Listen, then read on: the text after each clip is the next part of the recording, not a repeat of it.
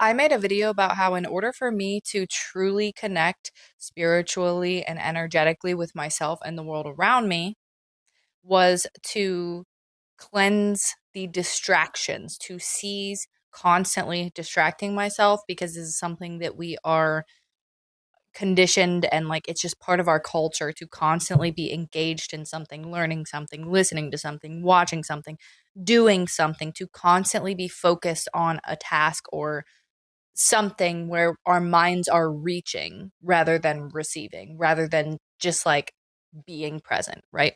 And this is not to say that I wasn't like spiritual or I didn't believe in spiritual stuff before. I did. It was just mostly through this searching lens. It was mostly through this lens of trying to learn more information, trying to practice things. It wasn't about receiving, it was about reaching. And when I began to allow myself to be present, that is when my own spirit and my own understanding of energetic connection within and with the world around me really started to bloom, started to come from like the way I want to say it is because the way that I'm like seeing it is like my spirit, my energetic connection started to come from within me and be more noticeable because I allowed myself the space to do so, right? And I wanted to talk about the ways that I began to pay attention when it comes to energetic connection, because I think energetic connection is actually something really cool to work with. For me, it has been something that made me feel extremely empowered and extremely like rejuvenated, and it has made me feel like I have more power than I realize. It has made me feel connected. It has made me feel light. It really has opened my eyes in a lot of ways. And I want to say the way that it started was through the sun. And this is something that a lot of spiritual people do talk about, is like the sun, you can like harness the sun's energy. And for some reason, I don't, nobody ever goes super specific into it, but I feel it. Like the first time I heard it, which was probably years ago, I was like, oh, I have experienced this. And I don't know how to explain it, but it's like for some reason, when you're like integrating information, when you're in the sun, I don't know how to explain it, but the energy of the sun, I guess you could say it shines a light, because there's also a lot of like symbolism and spirituality. So maybe that's it. Maybe the sun is like shining a light on things, making things known. But the experience of the sun and the experience of the sun providing me with energy and shining its light in such a way that it's like rejuvenating and expanding my mind was the first thing that I experienced with like energetic connection. And I believe it started to make me think about actual internal experience and energetic connection in a way that I hadn't before. This was probably like 3 years ago, so it's going to be kind of hard to explain.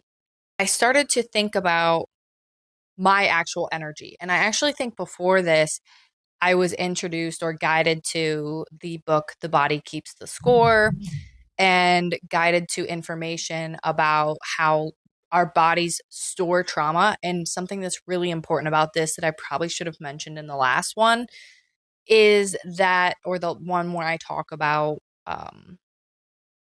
allowing yourself to be present and not be distracted all the time, is that this book is the thing that brought it to my attention that if we have a lot of stored trauma and repressed issues, we will literally be in a state of disassociation where we are not in tune with our body and our mind.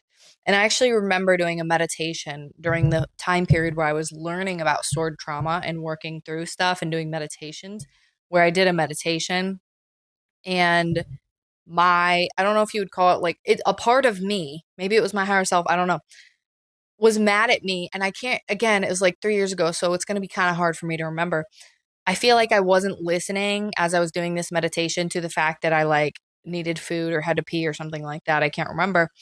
And a part of me came through in my meditative state in like a vision looking like Medusa. And the eyes lit up and they were really mad and they were like, I'm in charge. And it was supposed to represent my body. And it was supposed to be like, you have to start letting your body be in charge.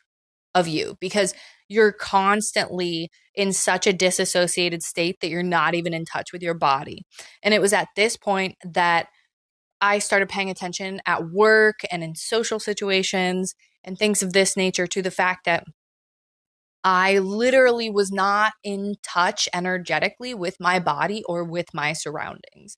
And as I started to become more energetically aware, I started to take note of the difference in my energy. And this is how I began to connect and like become empowered and pay attention to energetic connections and my own energy. I started to pay attention to the difference. I think I started by actually spending a lot of time paying attention to my own energy when I was doing nothing, right? Paying attention to my own energy in my body and in like a light meditative state when I'm outside, when I'm inside, when I'm walking around in the woods, when I'm sitting in the sun, when I am going to the grocery store, when I am going to work, paying attention to how my own energy feels in certain situations, how my energy feels around certain people, and noticing the difference. And then there was a moment I had spent enough time paying attention to my own energy so much that I was able to then start to differentiate between my energy and other people's energy in public spaces. And it's crazy because and this is the thing about not being present and distracting ourselves and constantly be seeking information because in the 10 years before I started actually being present and paying attention to my internal experience, I was still spiritual and I was talking about a lot of the like spiritual hype words that I don't even use anymore, like empath and feeling other people's feelings and all this kind of stuff, right? I was utilizing those words, I believed in those words, but was I embodying what they meant? No. And I want to be clear at this point, I believe that I don't I understand how it happened, but I don't like this thing. And I hope that as a collective, we grow out of it where we have to find these like special labels because it is really important to understand that every single one of us is capable of actual empathy. And not only that, but it is an important part of our senses and our intuition that we should learn to utilize responsibly. I'm not going to get further into that, but that's my stance on the term empath, right? That every single one of us is capable of it. And if we are going to become conscious of it, we should learn how to wield it in a responsible way that protects ourselves and others. Anyway, I started to realize, embody this term that I had been using. Oh, I'm an empath. I'm an empath. I'm an empath. Everybody's an empath. Okay. I cringe at the fact that I ever said that. It doesn't matter though. If you say that, no big deal. There's reasons why we get into spirituality, and the first thing we go to is how we're special because we felt misunderstood our whole lives. So I'm not um criticizing. This thing that I had been saying, I'm an empath, I started to kind of embody that and actually work with it and experience it to where I started understanding what that it was the first time that I had really embodied and like felt the fact that I had taken on other people's energy thinking that it was my own. And since then, that idea has expanded to the point where I notice in different situations, literally I'm not only taking on other people's energy as if it's my own at times, like I'm thinking that your bad mood is my bad mood, but it's also like sometimes people want you to be a certain way or think a certain way or do a certain thing or something like that.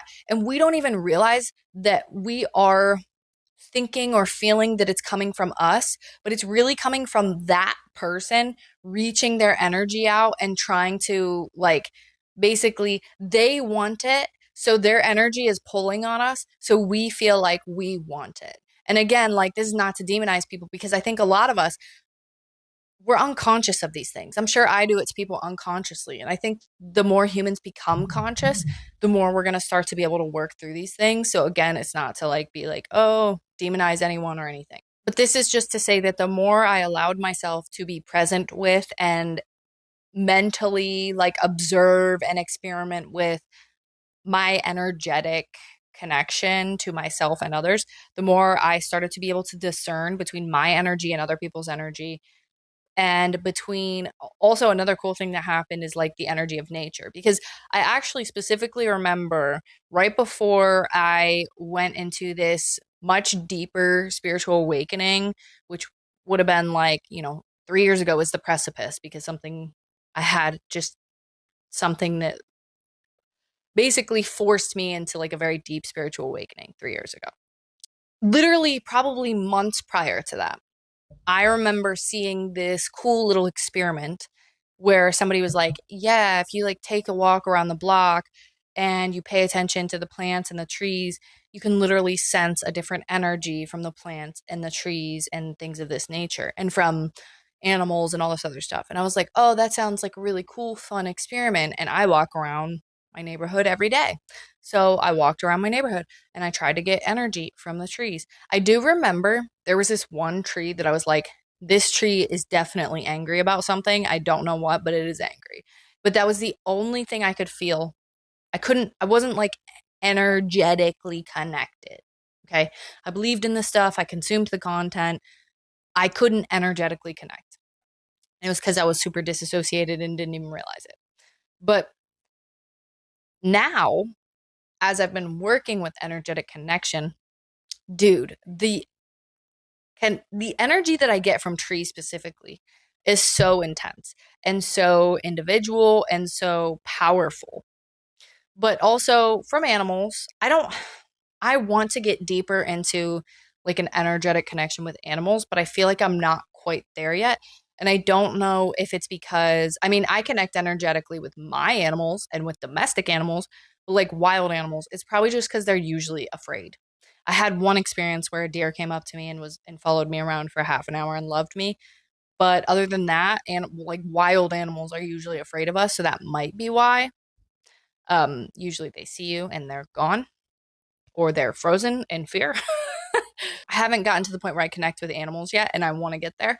But with plants, with trees specifically, the energetic connection has been crazy. And recently I've been experimenting with harnessing the energy of different nature in different ways. So, like the energy of the sun, the energy of the dirt, the energy of the trees, like working with that energy within my body in different ways. I've been working with specifically drawing in the energy of the sun for vitality, for waking me up and things of this nature, because I've been really, as I talked about in one of the recent videos, in the void state where I'm like always tired and I always try to fight it like a child at first. So I've been like practicing drawing in the sun's energy to increase vitality, which is actually pretty cool.